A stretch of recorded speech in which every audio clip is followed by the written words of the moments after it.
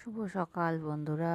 আজকে একটু veg dahlia করে দেখাবো। শীতকালের সব সবজি দিয়ে কড়াইতে তেল গরম করে নিয়েছি, সবজিগুলোকেও সব কেটে নিয়েছি। এবার আস্তে আস্তে তেলটার ভেতরে 5 ফোড়ন, শুকনো লঙ্কা অ্যাড করে দেবো।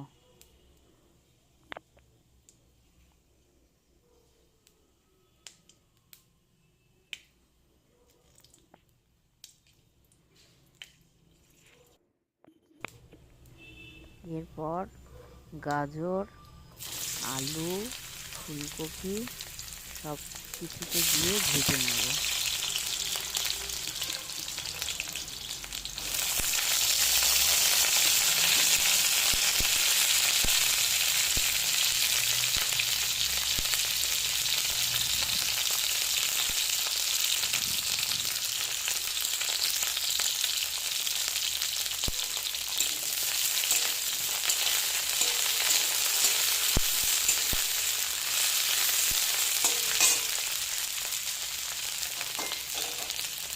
সব সবজিগুলোকে নেড়ে চেড়ে ভালো করে ভেজে নিতে হবে। এরপর লবণ অ্যাড করে দেবো। লবণ অ্যাড করার কিছুক্ষণ পর 1 চামচ হলুদও অ্যাড করে দেবো।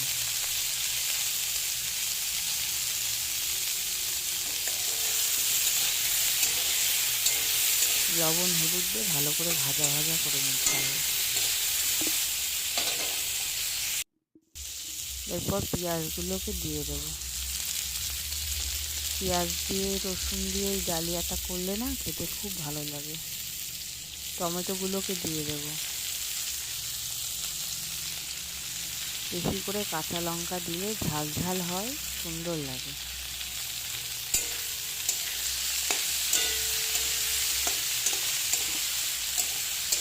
এবার সব কিছুকে ভালো করে ভেজে নেব।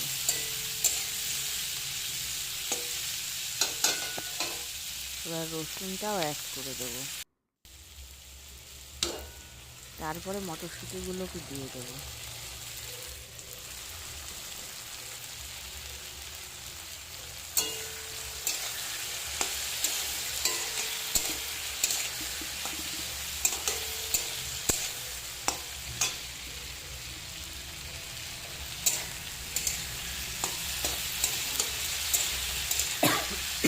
আমি আগেই মুসুরির ডাল ও ডালিয়াটাকে ধুয়ে পাশে রেখেছি।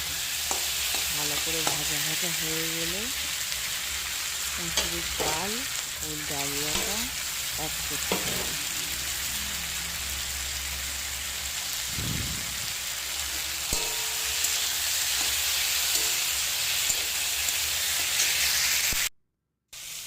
এবার ডালিয়া ও মুসুরির ডালটাকে অ্যাড করে দেবো।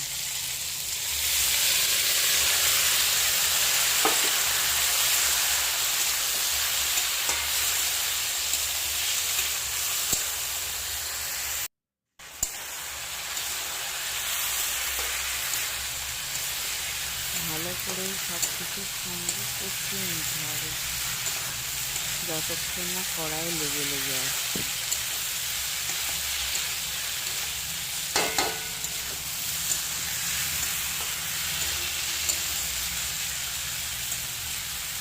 লবণটা এবার স্বাদ অনুযায়ী দেবো।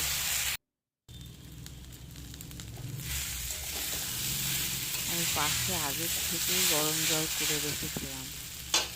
এবার গরম জলটা অ্যাড করে দেবো।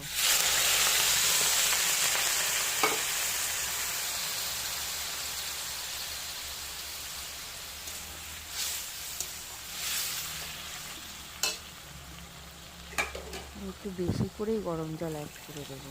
আমরা আবার পাতলা ডালিয়াটা খেতেই বেশি পছন্দ করি। তোমরা তোমাদের পরিমাণ মতন জল দিও, যে যেমন পছন্দ করো।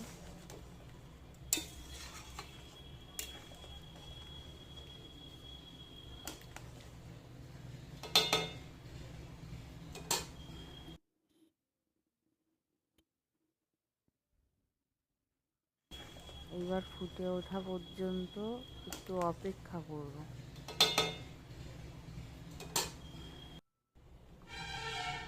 এইবার যতটুকু লবণ আর লাগবে সেটা অ্যাড করে দেব।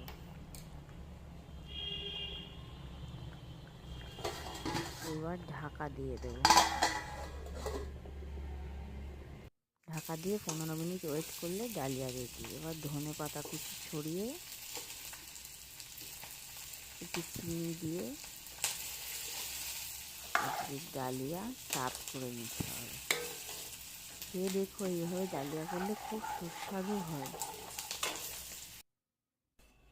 আমি পাঁপড় ভাজা বেগুন ভাজার সাথে ডালিয়াটাকে সার্ভ করে নিয়েছি।